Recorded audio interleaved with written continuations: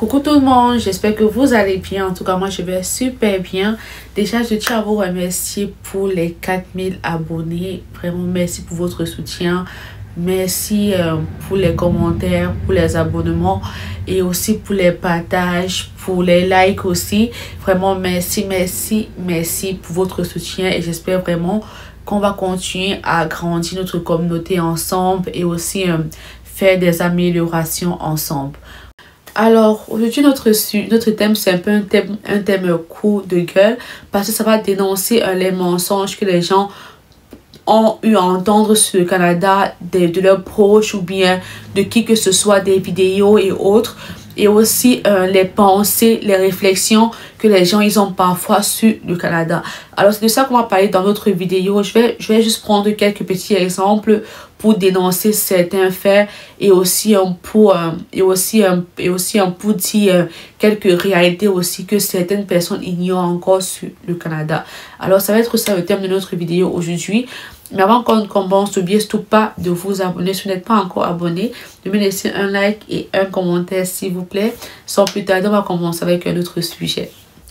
Alors, le premier point concerne les frais de scolarité. On a sans doute vu des gens nous dire comme quoi si vous venez au Canada, tu pourras payer tes propres frais de scolarité toi-même. Tu pourras payer ta propre location toi-même avec ton job étudiant. Tu pourras te prendre en charge toi-même avec ton job étudiant. Ma vidéo vraiment c'est pas pour vous décourager, vraiment pas du tout, mais c'est pour vous dire les réalités qui se trouvent sur le terrain. Pour ma part, à moins que je me trompe, rectifiez-moi, pour ma part il est quasiment impossible pour un étudiant étranger de venir sur le territoire canadien et de gérer ses propres frais de scolarité lui-même, de gérer sa location et aussi de gérer aussi sa propre prise en charge. C'est possible dans le cas où l'étudiant il est au moins sur où dormir et aussi où manger. Donc déjà le stress de la location et de ce qu'il va manger ne pèse plus sur sa tête. Donc, ce qui fait qu'il n'aura pas le stress déjà de ces factures-là. Et là, ce qui pourra travailler dans ses jobs étudiants, et aussi, il faudrait qu'il ait aussi un bon job étudiant qui rapporte aussi gros. Donc, ce qui pourra travailler dans ses jobs étudiants, il pourra donc économiser cela pour payer ses prochaines sessions. Mais pas pour payer sa première session, sa deuxième session, mais sa troisième session. Donc, de ce que j'essaye de dire, c'est que même si vous ne parvenez à payer vos frais de scolarité vous-même, il faudrait déjà que vous ayez au moins un soutien dans le cadre où, donc je ne sais pas si on se comprend, même pour que vous payiez vos frais de scolarité, il faudrait déjà que on vous a quand même aidé avant d'arriver au Canada à payer ne serait-ce que votre première session, de telle sorte que ce que vous allez travailler, vous allez pouvoir payer les autres sessions avec. Mais à cela aussi, il faudrait que vous n'ayez pas, la charge de votre loyer sur votre tête encore. Parce que même si vous avez la charge du loyer sur votre tête et que vous devez payer les autres sessions, laissez-moi vous dire que ça sera chaud pour vous et vous allez tomber dans un stress et aussi dans une dépression. Et vous allez vous retrouver obligé de faire soit une année sabbatique pour pouvoir avoir le temps de travailler et d'économiser pour payer vos frais de scolarité. Et actuellement, avec l'immigration qui est rendue bizarre, où tout est vissé, tout est vraiment strict, je ne conseillerais pas à un étudiant de faire une année sabbatique s'il n'a pas une raison valable de le faire. Sinon, il aura des répercussions sur son dossier d'immigration. Je vais juste prendre un petit exemple. Je ne sais pas si vous avez vu récemment, je crois que c'était hier ou bien aujourd'hui, on a vu 103 étudiants qui sont fait expulser de l'université parce qu'ils n'ont pas payé leurs frais de scolarité. Et donc, ici au Canada, en fait, il n'y a pas les retards de paiement comme dans nos pays en Afrique, comme quoi on va dire que on ira voir peut-être le propriétaire, le directeur ou bien le proviseur de l'établissement pour lui dire comme ça que on ne pourra pas payer ça ce mois-ci, mais qu'il nous donne un autre délai peut-être dans un mois. Au Canada, ce n'est pas comme ça. Au Canada, quand on te dit que tu dois payer ta scolarité avant tel jour, si ce délai-là arrive et tu n'as pas encore payé ta scolarité, sois-en sûr que tu auras des répercussions. Soit on va envoyer ton dossier au recouvrement, soit peut-être tu risques d'avoir d'autres conséquences. Et encore qu'on est étudiant étranger, c'est encore plus chaotique pour nous parce que quand on a déjà un dossier au recouvrement, ça gâche déjà notre crédit. Donc, vous voyez que c'est tout un, donc comment dire, c'est plusieurs inconvénients qui viennent encore se rajouter sur votre situation. Donc, vraiment, qu'on ne vous mente pas, au Canada, ce n'est pas possible, à moins que je me trompe, rectifiez-moi en commentaire. Au Canada, ce n'est pas possible pour un étudiant étranger de payer sa scolarité lui-même, toute sa scolarité, et de payer sa location lui-même et son propre entretien. Vraiment pas, qu'on ne vous mente pas et qu'on ne vous donne pas aussi de stress une fois rendu sur place. Parce que qu'est-ce qui arrive? La plupart de ces étudiants-là, lorsqu'ils viennent ici sur place, on les a brûlé l'esprit comme quoi, ah ok, il faut travailler, tu pourras payer ta scolarité et tout. Une fois rendu ici, ils s'en rendent compte que c'est pas possible. Et ils se retrouvent à faire soit une année sabbatique pour avoir le temps de travailler pour payer leur scolarité. Et actuellement, l'immigration ne blague plus. Du coup, si vous faites une année sabbatique sans aucune raison, soyez-en sûrs que vous aurez des répercussions sur votre dossier d'immigration. Donc, vraiment, qu'on ne vous mente pas, avant de venir au Canada, préparez-vous financièrement pour vos études. Au moins, ce loyer, après, vous pouvez gérer ça vous-même et aussi votre propre manger et aussi payer vos vêtements et autres trucs, aussi votre carte plus vous-même. Mais au moins, pour le loyer, vraiment, vous devez avoir de grosses économies de côté avant d'arriver sur place au Canada pour pouvoir payer vos frais de scolarité, ne serait-ce que pour 3 sessions. Le prochain point concerne la qualité de vie au Canada. On a sans doute vu des gens penser ou bien des gens se faire dire comme quoi au Canada la vie est meilleure. C'est vrai qu'elle est meilleure, mais ça dépend maintenant dans quelles conditions tu vivais déjà avant. Je vais peut-être prendre un exemple d'une personne qui est par exemple au Nigeria et qui gagne bien sa vie. Il a ses boutiques, donc il est bien épanoui financièrement. Donc il se suffit avec son petit commerce qu'il fait. Mais comme il a vu que son frère au Canada, il a une voiture, et donc ça allait quand même vite pour son frère par rapport à lui qui est en Afrique, qui a dû gravir des échelons pour avoir sa boutique et avoir son gagne-pain aujourd'hui. Il va se dire que peut-être au Canada c'est plus facile qu'en Afrique. Il va se retrouver en train de laisser tous ses commerces au Nigeria et partir au Canada pour aussi espérer avoir cette facilité là d'évoluer dans la vie. Et peut-être avant de partir, il va consulter son frère qui va lui dire, oui, il faut venir ici. Ici, il y a de l'emploi. Ici, c'est facile. Ici, tu vois, regarde, j'ai ma voiture et tout. Et du coup, ça va éblouir son frère. Et lorsque lui, il va donc partir, il va laisser ses commerces, sa vie qui était paisible, où il était patron, il ne manquait de rien. Et il va partir au Canada. Et une fois rendu au Canada, il va tomber dans la réalité. Il va voir que c'était pas si facile que ça. C'était pas si rose que ça. Et qu'au Canada, on ne cueille pas de l'argent et que l'évolution n'est pas si facile que ça. Il va se retrouver en train de chercher des emplois qui va peut-être tarder à trouver, ou bien même s'il trouve, il va se retrouver à être l'employé de quelqu'un qui va le crier dessus, ou bien il va se retrouver à faire des jobs minables. Pourtant, chez lui, au Nigeria, il était le boss, il avait ses boutiques. Du coup, il va commencer à être dégoûté. Il va dire que mais moi, j'étais imposé chez moi au Nigeria. Je suis venu ici là pensant que c'était meilleur. Pour ma part, le conseil que je veux vraiment donner aux gens, c'est que si vous avez déjà une bonne stabilité financière dans votre pays, vraiment, je ne vois pas la nécessité. Donc, vous êtes votre propre boss, vous êtes épanoui financièrement. Je ne vois pas la nécessité encore de stresser pour venir au Canada. Faites toute une procédure.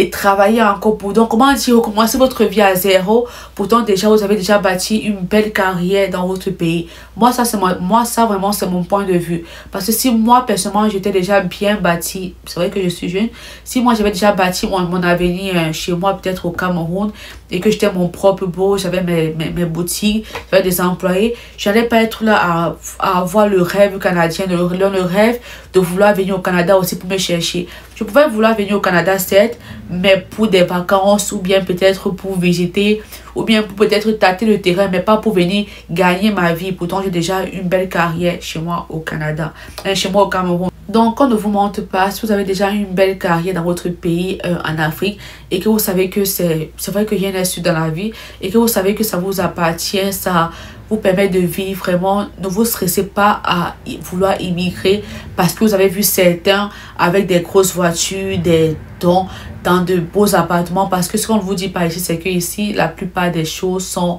souvent sur crédit et les gens ne vous disent pas souvent tout. Pourtant, chez toi en Afrique, quand tu as une voiture, ça t'appartient, tu te retrouves pas à payer ça chaque mois. Donc, pour ma part, vraiment, quand tu es déjà bien établi dans ton pays, je ne vois pas, je vois pas ce que tu peux envier à une personne qui est à l'extérieur vraiment. Pourtant, toi, tu peux te permettre de partir juste pour le rendre visite et rentrer après chez toi, continuer ton commerce. Donc, c'est ça le deuxième point, c'est que si tu es déjà épargné dans ton pays, tu as tes moyens, tu as tout. Vraiment, le Canada ou bien l'autre pays étranger ne doit pas être une nécessité ou bien un rêve de vouloir gagner ta vie. À moins que peut-être tu as des ambitions de développer un business dans un autre pays autre que ton pays. Là maintenant, oui, on peut s'entendre que oui, tu peux avoir des ambitions d'aller à l'extérieur pour pouvoir te chercher aussi. Le prochain point, ça concerne les contournements d'immigration. C'est vrai que c'est un sujet un peu sensible. Habituellement, sur mes pages, je ne parle pas souvent de ce type de sujet-là. Mais je tiens à parler de ça parce que récemment, à cause de cette accumulation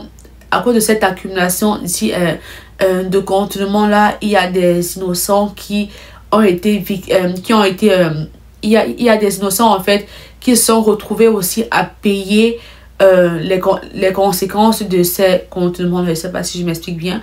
Donc vraiment, quand vous venez au Canada, ne vous focalisez pas sur le contournement d'une personne pour dire que mon frère ou bien mon ami il a fait ça au Canada et ça a réussi pour lui. Donc moi aussi, je vais venir au Canada aussi. Je vais faire le même contournement en espérant que ça réussisse pour moi. Mais sauf que ça va toucher. C'est pas sûr que ça va réussir pour vous. Vous pouvez être la personne qui va servir d'exemple pour les autres en fait.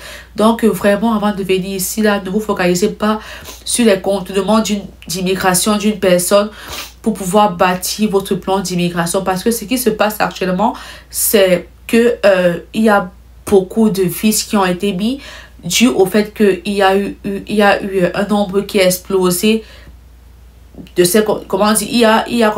nombre qui a explosé en fait concernant ces contournements là, et ça visait plus les étudiants étrangers qui venaient ici là et après finissaient par demander l'asile. Peut-être parmi eux disaient la vérité et peut-être pas parmi eux trouvaient juste un moyen de partir vers la facilité. Mais ce qui se passe actuellement, c'est que ceux qui disaient la vérité vont peut-être se retrouver à payer les conséquences de ceux qui ne disaient pas la vérité. Donc, vous voyez que c'est juste en fait du bon sens. C'est vrai que je peux pas éduquer les gens, mais vraiment, avant d'arriver au Canada, soyez-en sûrs que vous êtes prêts financièrement pour ce pays-là et que vous avez fait le bon choix d'immigration. Donc, vraiment, réfléchissez bien avant d'immigrer ici et soyez sûr que vous avez vraiment tous les armes qu'il faut en main pour pouvoir bien bâtir votre immigration dans la légalité. Et encore, je me réitère, ne vous focalisez pas sur les contournements d'une personne pour avoir les idées de votre immigration, vraiment pas du tout. Donc, bâtissez un bon plan d'immigration pour être sûr qu'une fois sur place, vous n'allez pas entrer dans le stress que je vais faire comme ça, je vais trouver un moyen comme ça, je vais essayer un peu comme ça. Donc, ne vous retrouvez pas en train de vouloir chercher des options de contournement pour pouvoir avoir l'espoir qui n'est même pas sûr déjà d'atteindre votre objectif. Parce que si jamais, c'est vrai que ça va prendre le temps que ça va prendre, ils vont faire des enquêtes et si ça rend compte que ça ne colle pas, vous allez avoir un refus et vous devez être obligé de quitter le pays en fait. Donc je pense pas qu'une personne va perdre 4 ans de sa vie comme ça, payer un billet d'avion, mettre une pause dans sa vie pour pouvoir encore recommencer tout à zéro dans son pays d'origine, vraiment pas. Donc je tenais vraiment à préciser ce point là parce que j'ai vu beaucoup qui ont pris exemple sur les autres pour faire aussi pour eux. Et là maintenant il y a eu un nombre qui a explosé et maintenant il y a beaucoup d'innocents qui payent pour la fraude des autres en fait, si je peux dire le thème ainsi. Donc vraiment réfléchissez bien avant de venir dans ce pays et vraiment soyez-en sûrs que vous avez toutes les capacités financières, mentale, tout ce qui va avec avant de venir ici. Le prochain point concerne, ça a un rapport avec le salaire. J'aurais dû joindre les deux points ensemble. Ça concerne le coût de vie. Vous allez voir que peut-être votre frère, il a un bon salaire. Vous allez juste voir les gains de son salaire.